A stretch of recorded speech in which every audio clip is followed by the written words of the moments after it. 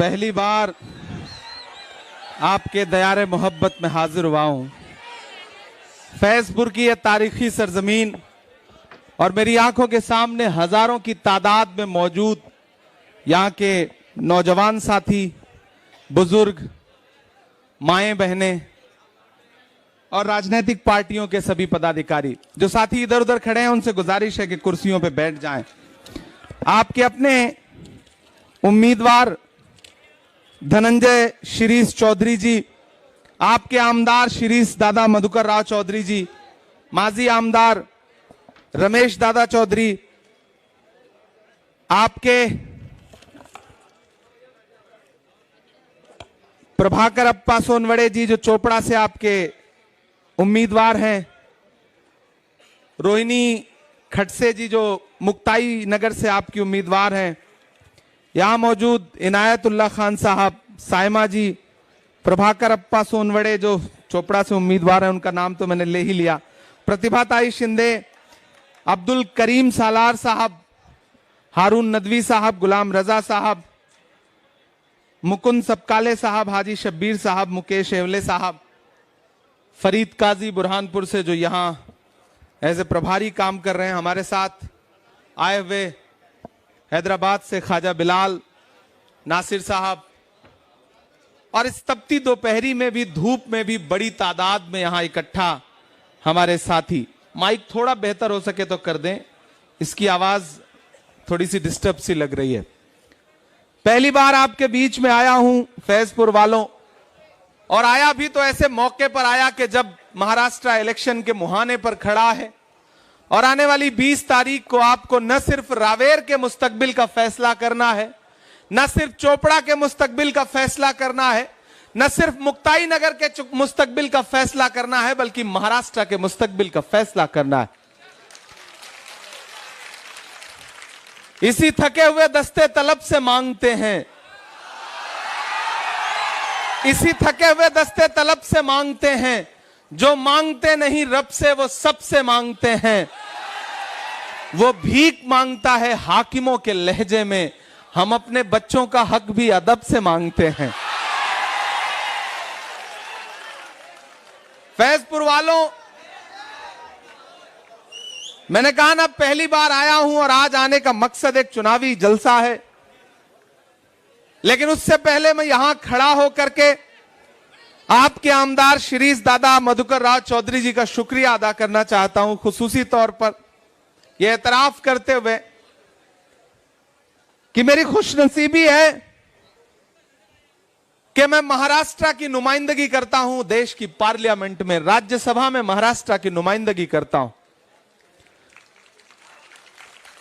हमारे नेता राहुल गांधी जी ने जब मुझे देश की पार्लियामेंट में भेजने का फैसला किया तो शायद उन्हें यह इल्म था कि महाराष्ट्र से मेरा एक रूह का रिश्ता है, इसलिए उन्होंने मुझे महाराष्ट्र से राज्यसभा में भेजने का फैसला किया। और जब मेरी पार्टी ने यह फैसला किया और मुझे चुनाव लड़ने के लिए राज्यसभा का महाराष्ट्र भेजा, तो वहां अपनी स्टाइल में, अपने अंदाज में टोपी लगा करके एक आमदार मुझे मिले जो आपके अपने आमदार हैं। आने वाली 23 तारीख तक, उसके बाद उनका बेटा आपका आमदार हो जाएगा। और जब वो मुझे मिले तो उनका एक एहसान है मेरे ऊपर, जिसका मैं एतराफ करना चाहता हूं कि राज्यसभा के चुनाव में जब एक एक वोट की मारामारी होती है, खरीदने के लिए, बांटने के लिए, रिजेक्ट करवाने के लिए तरह तरह की साजिशें होती हैं, ऐसे में भी शिरीष दादा मधुकर राव चौधरी साहब आगे आए, उन्होंने मेरा हाथ पकड़ा और मुझे कहा कि आप मेरे भाई की तरह हैं, आप देश की राज्यसभा में जाएंगे, मेरा एक वोट आपके लिए हमेशा मौजूद है। तो आज अगर मैं देश की पार्लियामेंट में हूं, आपके मुद्दों पर वहां बोल रहा हूं, लड़ रहा हूं, आवाज उठा रहा हूं, तो उसकी बुनियाद में शिरीष दादा का बहुत बड़ा हाथ है। मैं चाहता हूं कि शुक्रिया की एक जोरदार ताली आप इनके लिए बजाएं। यहां हमारे पत्रकार साथी बैठे हुए हैं, अलग अलग चैनलों के, लोकल मीडिया के जो साथी हैं, उन सबका भी मैं खैर मकदम करता हूं, स्वागत करता हूं। यह चुनाव बहुत महत्वपूर्ण चुनाव है। फैजपुर वालों, अगर आपको यह लगता है कि यह इलेक्शन सिर्फ आमदार चुनने का इलेक्शन है तो फिर आप बहुत छोटा सोच रहे हैं। यह इलेक्शन, इस इलेक्शन का परिणाम और इस इलेक्शन का मकसद कहीं बहुत बड़ा है।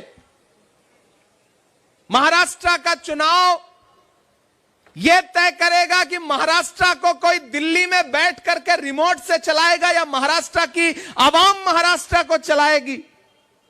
यह इलेक्शन तय करेगा कि अभी लोकसभा चुनाव में भाजपा के जो नेता संविधान बदलने के नारे लगा रहे थे, चाहे वो अनंत हेगड़े हो, चाहे लल्लू सिंह हो, चाहे दिया मिर्धा हो, चाहे उनके तमाम बड़े बड़े नेता हो जिन्होंने नारे लगाए थे कि हमें बहुमत दो क्योंकि हमें संविधान बदलना है, वो तो भला हो भारत की जनता का। मैं शुक्रिया अदा करता हूं देश की आवाम का, जिसने 400 पार का नारा लगाने वालों को ला करके 240 पे ऐसा पटका कि वह संविधान बदलने की बातें करना भूल गए। अपनी टांगों पे खड़े नहीं हो पाए तो 2 बैसाखियां उधार लेनी पड़ी, एक बिहार से, एक आंध्र प्रदेश से, एक चंद्रबाबू, एक नीतीश बाबू। एक बैसाखी छिटकी, सरकार की सांस अटकी।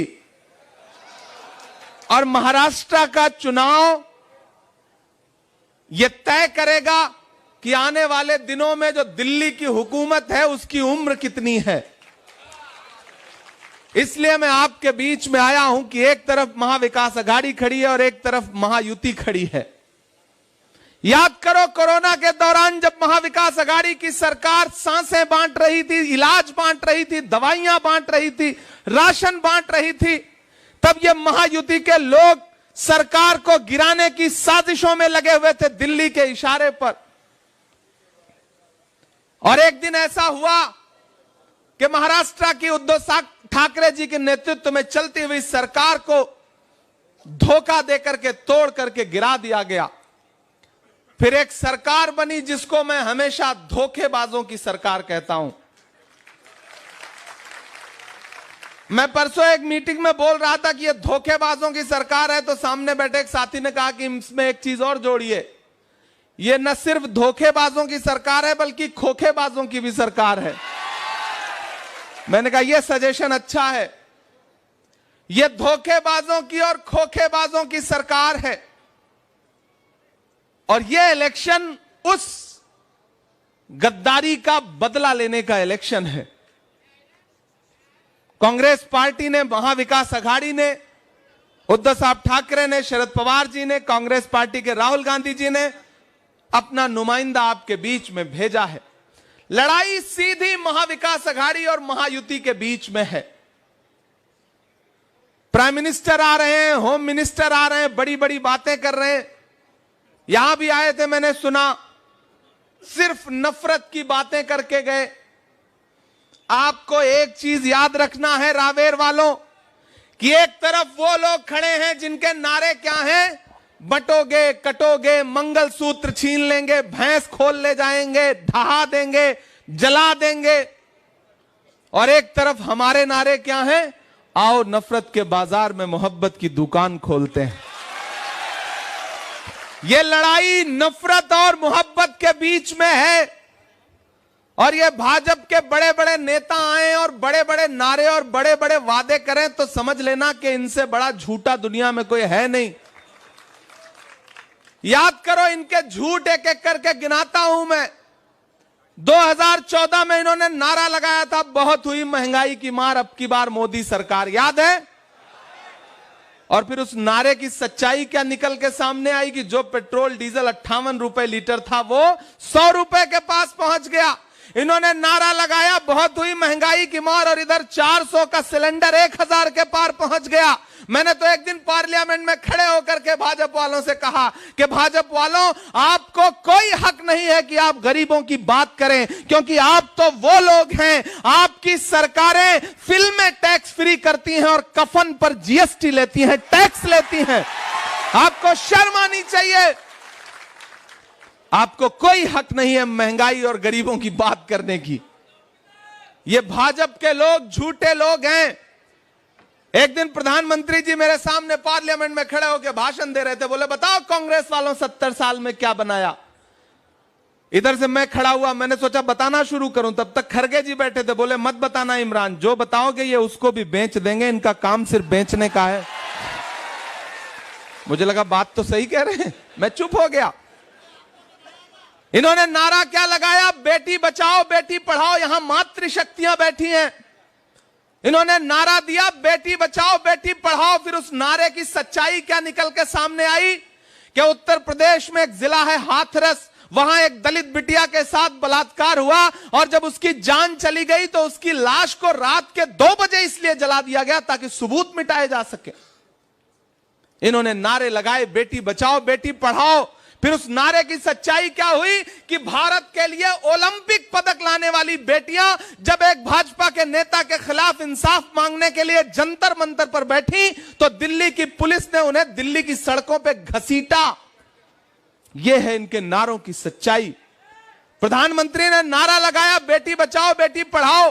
15 अगस्त को देश के लाल किले पर खड़े हुए भाषण दिया उन्होंने महिला सशक्तिकरण के लिए, और भाषण देने के महज 2 घंटे बाद उसी 15 अगस्त को गुजरात में बिल्किस का बलात्कार करने वाले सजा काट रहे आरोपी न सिर्फ जेल से छोड़े गए बल्कि उनका फूल मालाएं पहना करके स्वागत किया भाजपा वालों ने। यह है इनके नारों की सच्चाई। इसलिए अगर ये आपके बीच में आए और कोई झूठा नारा लगाएं तो इनके नारों के झांसे में मत आना। ये चाहते हैं कि महाराष्ट्र को या तो गुजरात से चलाया जाए या फिर दिल्ली से रिमोट कंट्रोल से चलाया जाए। अभी कल ही उद्धव ठाकरे साहब की बैग की जिस तरह चेकिंग की गई, ये मराठी अस्मिता को अपमानित करने की जो कोशिश की गई है, महाराष्ट्र उसका बदला लेके रहेगा। मेरे भाई, मैं आपसे अनुरोध करता हूं, आपसे गुजारिश करता हूं कि आने वाली 20 तारीख को जब घरों से बाहर निकलिए तो यह सोच के जाइए कि यह इलेक्शन कोई छोटा इलेक्शन नहीं है। इस इलेक्शन का मकसद बहुत बड़ा है। इस इलेक्शन का पूरा देश इंतजार कर रहा है। यह महाराष्ट्र की भूमि है, यह डॉक्टर बाबा साहब अंबेडकर और वीर शिवाजी महाराज की भूमि है। इसे दिल्ली से नहीं चलाया जा सकता, इसे गुजरात से कंट्रोल नहीं किया जा सकता। महाराष्ट्र के लोग सीधे सच्चे हैं, लेकिन खुददार लोग हैं, स्वाभिमानी लोग हैं, लड़ जाते हैं अपने लिए, अपनी अस्मिता के लिए लड़ते हैं। इसलिए मैं आप सबसे अनुरोध करता हूं कि महान बादशाह सिकंदर ने यूनान फतेह किया, यूनान जीता। जीतने के बाद जब वो जीत का जश्न मनाने के लिए शहर की सड़कों पर निकला तो उसने देखा कि पूरा शहर तो जश्न मना रहा है, लेकिन एक फकीर आदमी, संत आदमी सड़क के किनारे चादर तान के बेखबर सो रहा है पेड़ के नीचे। सिकंदर अपने घोड़े से लाव लश्कर के साथ जा रहा था, उसे गुस्सा आया। वो अपने घोड़े से उतरा और उस सोते हुए फकीर आदमी के पास, संत आदमी के पास गया और उसे देख करके गुस्से में उसे जोर की एक लात मारी और लात मार के कहा कि क्यों रे फकीर, मैंने शहर जीत लिया, लोग जश्न मना रहे हैं और तू सो रहा है। उस फकीर ने उनींदी आंखों से सिकंदर की तरफ देखा और देख करके कहा कि शहर जीतना बादशाहों का काम है, लेकिन लात मारना गधे का काम है। महाराष्ट्र के साथ क्या किया इन्होंने, आपने देखा ना। बदलापुर आपको याद है ना, पुणे का गैंगरेप आपको याद है ना। बदलापुर से बांद्रा तक जो हाल किया है इन्होंने महाराष्ट्र की कानून व्यवस्था का, वो महाराष्ट्र का बच्चा बच्चा जानता है। और मैं पूरी जिम्मेदारी से कहता हूं कि महाराष्ट्र की महायुति की सरकार देश की महाभ्रष्ट सरकार है। इस सरकार को बदलने का समय आ गया। और ये जो महाविकास अघाड़ी की एकजुटता है, ये एकजुटता इस चुनाव में जो परिणाम देने जा रही है उससे पूरी भाजपा परेशान है। मैं परसों झारखंड में था चुनाव प्रचार में, मैंने उनको नारे लगाने दीजिए, वो जज्बाती आदमी हैं, इनको इसी तरह बिठा के चुप करा लीजिए जैसे आजकल अडवाणी जी चुप रहते हैं। सब सभाओं में तो ऐसे जोशीले लोग झंडा लेके आ ही जाते हैं मोहब्बत में, और झंडा तो उन्होंने आपका ही उठाया हुआ है। सब युवा लोग हैं, जोशीले लोग हैं, इनकी मोहब्बतों को सलाम करिए। ये भाजपा के लोग झूठ किस तरह बोलते हैं। इनके नेता महायुति के नेता झूठ कैसे बोलते हैं। वो एक मिनिस्टर साहब भाजपा के महायुति के गए गांव में और गांव वालों को इकट्ठा किया, बोले जल्दी आओ, मैं तुम्हारी समस्याएं खत्म करना चाहता हूं, समाप्त करना चाहता हूं। गांव वाले आप लोगों की तरह भोले भाले थे, इकट्ठे हो गए। तो नेताजी ने कहा मिनिस्टर साहब ने कि आप 2 समस्या बताओ, हम अभी तुरंत आपकी दोनों समस्याएं समाप्त करेंगे। गांव वालों ने कहा साहब गांव में कोई हॉस्पिटल नहीं है। उन्होंने अपना मोबाइल निकाला, पता नहीं कौन सा नंबर डायल किया और लगे डांटने कि मैं इस गांव में आया हूं ऑफिसर्स, यहां गांव में हॉस्पिटल नहीं है, गांव वाले नाराज हैं, मुझे कल तक यहां पर टेम्परेरी हॉस्पिटल बन जाना चाहिए वरना तुम सबकी खैर नहीं है। यह कहकर के उन्होंने फोन रख दिया। बोले देखो मैंने तुम्हारी पहली समस्या तुरंत खत्म कर दी, दूसरी समस्या बताओ। गांव वालों ने कहा साहब इस गांव में मोबाइल का कोई नेटवर्क नहीं आता, यह दूसरी समस्या है। ये इस तरह से झूठ बोलते हैं, इनके झांसे में मत आइएगा। एक तरफ महायुति की गारंटी है और उनकी गारंटी क्या है कि अगर वो जीतेंगे तो अंबानी और अडानी का कर्जा माफ होगा, लेकिन अगर महाविकास अघाड़ी जीतेगी तो किसानों का कर्जा माफ होगा। यह हमारी गारंटी है। इसलिए मैं आप सबसे अपील करता हूं कि इस इलेक्शन में हमारे जो महाविकास अघाड़ी के कैंडिडेट हैं इनका साथ दीजिए। मैं बहुत दूर से चल के आया हूं और इतनी तपती दोपहरी में आप पिछले कई घंटे से, मेरा ख्याल है 3 घंटे से बैठे हुए हैं। मैं इसके लिए आपका शुक्रिया भी अदा करता हूं। नया पाने की चाहत में पुराना छूट जाता है, तुझे अपनाऊं तो मुझसे जमाना रूठ जाता है। मोहब्बत पढ़ने लिखने में बहुत आसान है लेकिन मोहब्बत को निभाने में पसीना छूट जाता है। तो आप उस मोहब्बत को निभाते हुए यहां बैठे हुए हैं और शिरीष दादा ने जितनी आपकी सेवा की है, बीमार रहे उसके बावजूद आपकी सेवा की है, और इनके साहबजादे धनंजय साहब, इनके बेटे, और मैं हमारे दूसरे जो कैंडिडेट हैं उनसे भी गुजारिश करूंगा कि आप आ जाएं। आपके प्रभाकर अप्पा साहब, एक वादा आपसे करता हूं कि इस चुनाव में अपने एक वोट, अपने घर का एक वोट लेकर के पोलिंग बूथ पर जाइए। मैं आपका खासदार हूं। मेरा सौभाग्य है कि मैं महाराष्ट्र का प्रतिनिधित्व करता हूं राज्यसभा में। इन्हें आप आमदार बनाइए, इन्हें आप आमदार बनाइए। मैं खासदार हूं। मैं वादा करता हूं फैजपुर वालों, रावेर वालों, चोपड़ा वालों, आपसे, मुक्ताई नगर वालों, भुसावल वालों, भुसावल से भी हमारे उम्मीदवार राजेश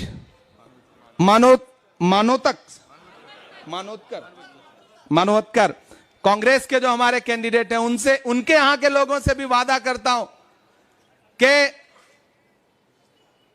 जो काम आप इनसे करवाना चाहेंगे ये करेंगे। निधि कम पड़ेगी तो मैं अपना साइन करके ब्लैंक लेटर पैड इनको दे दूंगा। जहां निधि की जरूरत पड़ेगी उसका इस्तेमाल करें, क्योंकि मैं आपका हूं, आपका अधिकार है मेरे ऊपर, आपका हक है मेरे ऊपर। और ये तो बहुत युवा हैं, नौजवान हैं। पहला कैंडिडेट मिला है जो मुझसे उम्र में कम है, वरना जहां भी जाता हूं मुझसे सीनियर लोग ही मिलते हैं। तो इनके लिए तो मैं और जोर से वोट मांगूंगा, और जोर से अपील करूंगा।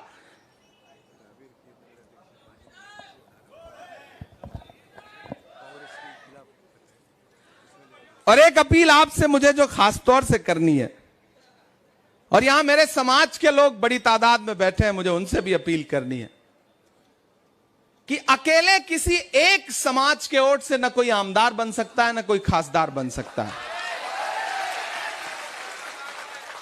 हर वफा जिंदे जावेद नहीं होती है, दिल का हर जख्म कहीं दिल का कंवल बनता है। जब शहंशाह भी हो, इश्क भी हो, दौलत भी, तब कहीं जाके कोई ताजमहल बनता है। एक समाज के वोट से काम नहीं चलता है। ऐसे में अगर आप एक वोट भी कहीं इधर उधर बर्बाद करते हैं तो उसका फायदा सीधे जो है वो भाजपा को जाकर के मिलेगा। सियासत जज्बात का नाम नहीं है, सियासत दिल से की जाने वाली चीज का नाम नहीं है। दिल और दिमाग दोनों इस्तेमाल करिए और अपना एक भी वोट, क्योंकि ये लड़ाई बड़ी है। लड़ाई छोटी नहीं है, लड़ाई गांव की नाली और सड़क की लड़ाई नहीं है, यह लड़ाई भारत के संविधान को, भारत के आईन को बचाने की है। जिस तरह के हुकूमतों के मंसूबे हैं वो बहुत खराब हैं। मैं देश की पार्लियामेंट में बैठ के देखता हूं, मेरी उम्र भले कम है, लेकिन आपकी दुआओं ने मुझे वो तजुर्बा दिया है कि मैं वहां बैठ के महसूस करता हूं इस बात को। इसलिए मैं आप सबसे अपील करता हूं कि कुछ भी नहीं सोचना है, बस ये देखना है कि हमें महाविकास अघाड़ी की सरकार बनानी है। यह इलेक्शन सरकार बनाने का इलेक्शन है। यह इलेक्शन गुजरात से आए हुए व्यापारियों को यह बताने का इलेक्शन है कि आप जो महाराष्ट्र की फैक्ट्रियां गुजरात ले जा रहे हैं, महाराष्ट्र उसका बदला लेने के लिए तैयार है।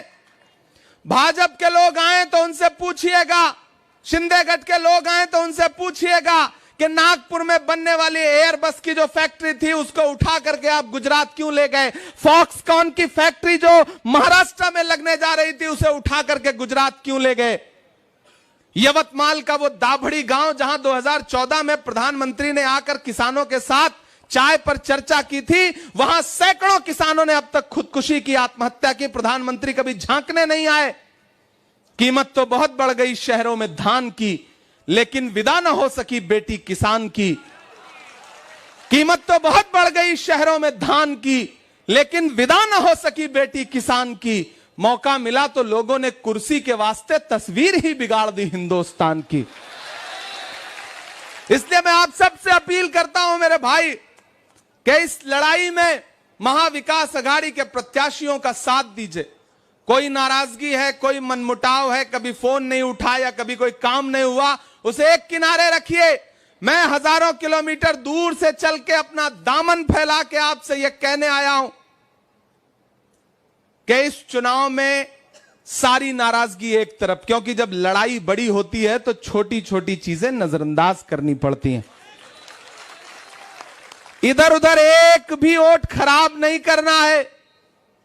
कोई अपक्ष का आए आपको बोले कि भैया हम तो रिश्तेदार हैं, तो आप कहना भैया रिश्तेदारी है, आइए चाय पीजिए, घर पे बैठिए, खाना खाइए, लेकिन सियासी फैसले तो सियासी तरीके से किए जाएंगे, वहां जज्बात का इस्तेमाल नहीं किया जाएगा। यह मेरी आपसे अपील है, क्योंकि भाजपा जब सीधे लड़ाई में नहीं जीत पाती ना तो दूसरे तरीके अपनाती है। वो क्या करती है कि दबाव डाल के लोगों को कहती है कि आप उठ जाओ। लोग उठ जाते हैं, थोड़ा सा फायदा, लेकिन उस थोड़े से फायदे का नुकसान कितना बड़ा होता है वो सोच भी नहीं पाते। लम्हों ने खता की थी, सदियों ने सजा पाई। इसलिए मेरी आप सबसे अपील है, आप देख रहे हैं ना कि यहां किस तरह से भाजपा ने जोर लगाया हुआ है। होम मिनिस्टर खुद आके गए, बड़ी बड़ी बातें करके गए, लेकिन रावेर वालों अब इस बार भाजपा का कोई बड़ा नेता है तो उन्हें बताना कि गमों की आंच में भी मुस्कुरा कर चलना पड़ता है। यह दुनिया है, यहां चेहरा सजा कर चलना पड़ता है। और तुम्हारा कद मेरे कद से बहुत ऊंचा सही, लेकिन चढ़ाई पर कमर सबको झुका कर चलना पड़ता है। उन्हें ये एहसास दिलाना कि नहीं, ठीक है मुझे मालूम, हाँ वो भी करेंगे चाचा, अभी ऐसे थोड़ी जा रहा हूं मैं। फिर दादा आप बैठो, आप भी बैठो, मैं फिर बुला लूं। आप बैठो, मैं बुला लेता। हाँ नहीं, मैं तो भूल ही गया था कि मैं सांसद हूं, मतलब शायर पहले हूं, सांसद बाद में हूं। मैं तो भूल ही गया था। जब तक शायरी वारी नहीं सुना के जाऊंगा मुझे लगेगा कि मेरा आना जो है वो कामयाब नहीं हुआ है। देखिए आजकल तो मैं जहां भी जाता हूं ना, बस देश के प्रधानमंत्री को उनके नारे याद दिलाता हूं, उनके भाषण पुराने याद दिलाता हूं। एक दिन तो पार्लियामेंट में मैं खड़ा हुआ, मैंने कहा आपको याद है आप 2014 में कहते थे कि भाइयों बहनों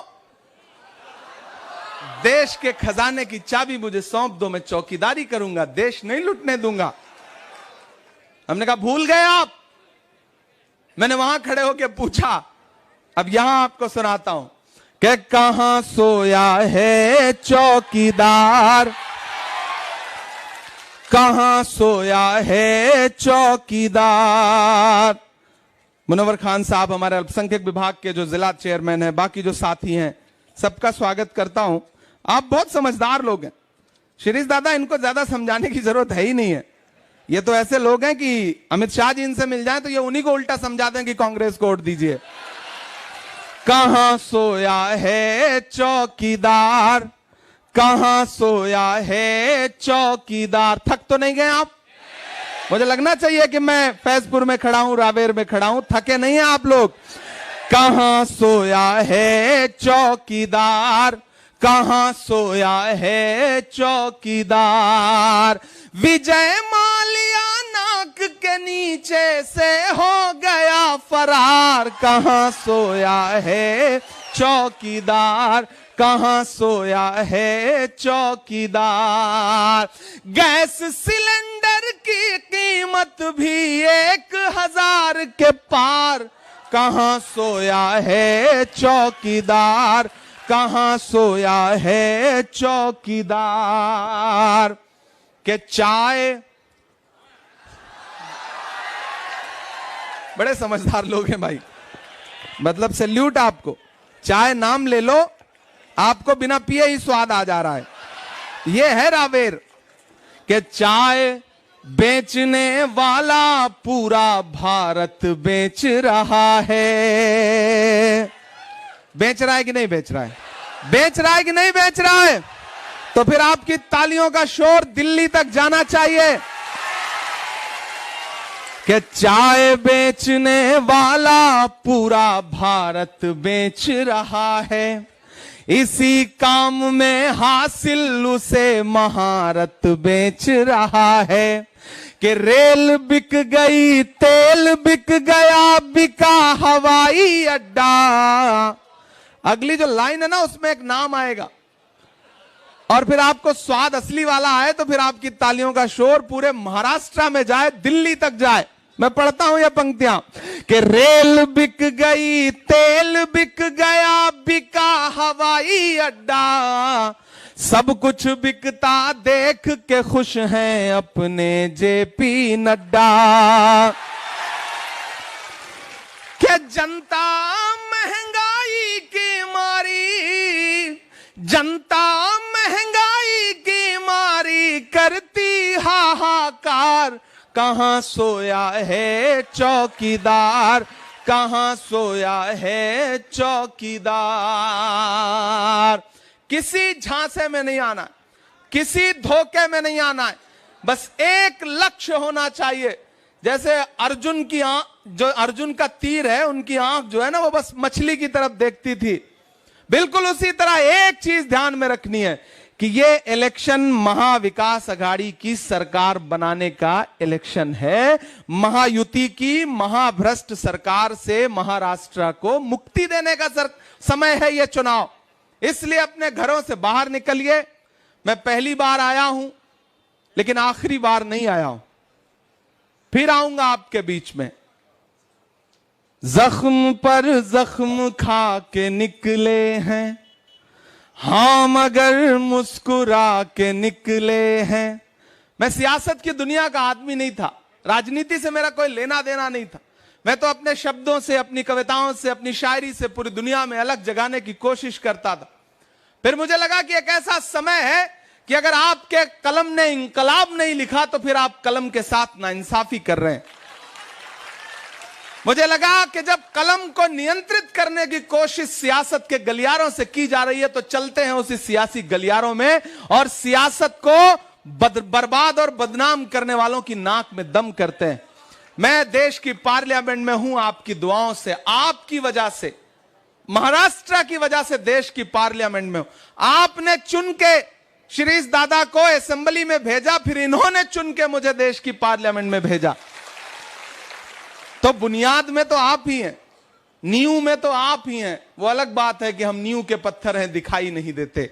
आप भले डायरेक्ट ये ना माने कि आपकी वजह से हूं, लेकिन सच में हूं मैं आपकी वजह से।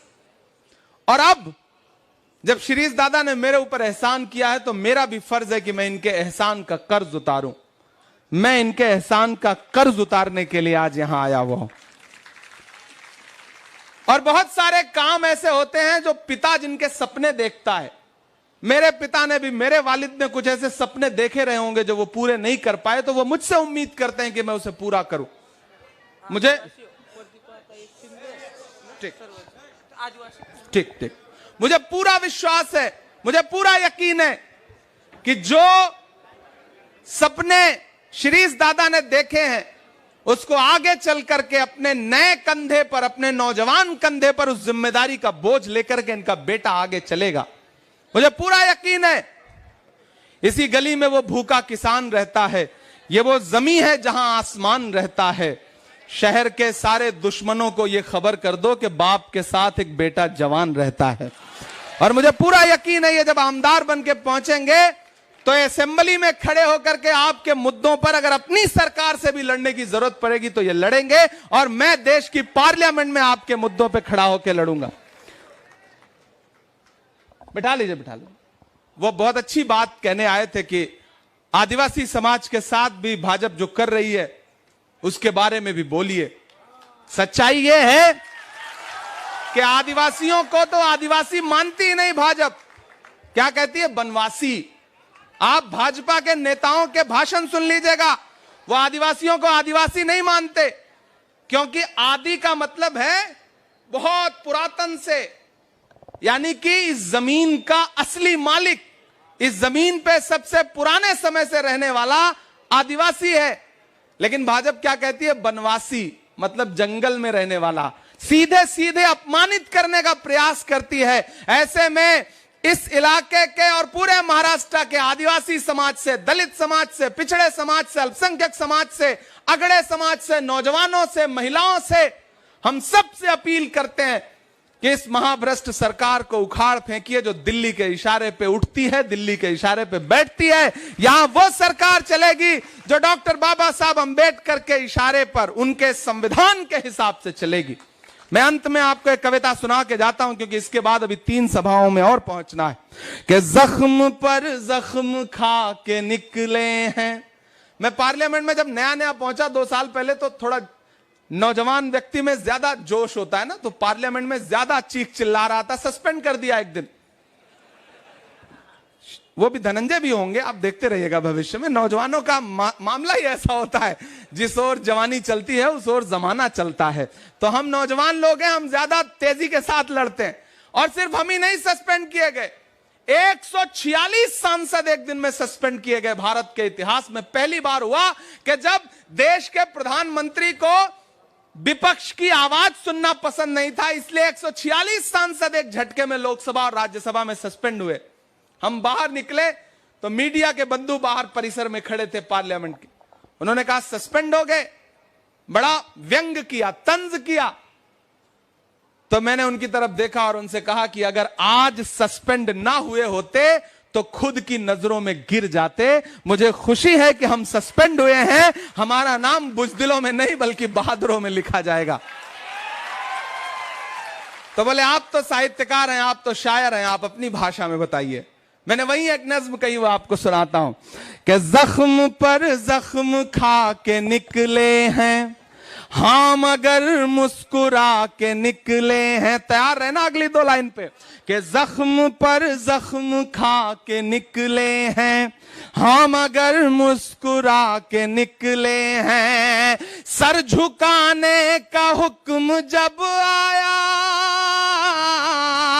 सर झुकाने का हुक्म जब आया, और भी सर उठा के निकले हैं, और भी सर उठा के निकले हैं, और भी सर उठा के निकले हैं। और मैंने कहा ना, मैं सांसद बाद में हूं, साहित्यकार पहले हूं, शायर पहले हूं। जो कह के जा रहा हूं ये आने वाले दिनों में सच साबित होगा कि हर सितम का जवाब आएगा, देखना इंकलाब आएगा। तैयार रहना चौथी लाइन पे, फैजपुर वालों, रावेर वालों। कि हर सितम का जवाब आएगा, देखना इंकलाब आएगा। अच्छे दिन का किए थे जो वादा, अच्छे दिन का किए थे जो वादा, उनका दिन भी खराब आएगा, उनका दिन भी खराब आएगा। आप यहां निष्पक्षता से एक बात सोचिए, भाजपा के नेताओं के भाषण सुनिए और महाविकास अघाड़ी के नेताओं के भाषण सुनिए। हम मुस्कुरा रहे हैं, हंस रहे हैं, अच्छे से बात कर रहे हैं। उनके यहां जाओ, कटोगे, बटोगे, मार देंगे, मंगलसूत्र छीन ले जाएंगे, भैंस खोल ले जाएंगे, अजीब अजीब बातें कर। कितना तनाव है उनके यहां। हम कितनी मोहब्बत के साथ बात कर रहे हैं, प्रेम के साथ बात कर रहे हैं। इसलिए ये पंक्तियां पढ़ता हूं कि हम तो निकले हैं मुस्कुराते हुए, हम तो निकले हैं मुस्कुराते हुए, और वो तिल मिला के निकले हैं, नारे हक लगा के निकले हैं, नारे हक लगा के निकले हैं। बहुत शुक्रिया, बहुत आभार। धनंजय आप इधर आओ। हमारे चोपड़ा के जो प्रत्याशी हैं प्रभाकर जी, उनसे भी मैं अपील कर रहा हूं। और मैं, आप भी आएंगे दादा, आप भी हाथ उठाएंगे? मैं चाहता हूं कि यहां मौजूद एक एक आदमी अपना हाथ उठा करके मुझे भरोसा दिलाइए, आने वाली 20 तारीख को जब आप घरों से बाहर निकलिएगा ना, हाथ अभी नीचे मत ले जाइए, थक गए क्या इतनी जल्दी? मैं उठा के खड़ा हूं ना। जब बाहर निकलिएगा ना तो ये सोच के जाइएगा कि महाविकास अघाड़ी को दिया गया एक एक वोट मोहब्बत के उस मसीहा को मिलेगा जिसका नाम राहुल गांधी है। आपका एक एक वोट उद्धव ठाकरे साहब को मिलेगा, शरद पवार साहब को मिलेगा। आपका एक एक वोट इमरान प्रतापगढ़ी पे आपका एहसान होगा, और मैं वो एहसान चुकाने के लिए 23 नवंबर के बाद फिर आऊंगा इसी मैदान में, आपको खूब सारी शायरी सुनाऊंगा। बहुत शुक्रिया, बहुत मोहब्बतें, बहुत सारा प्यार।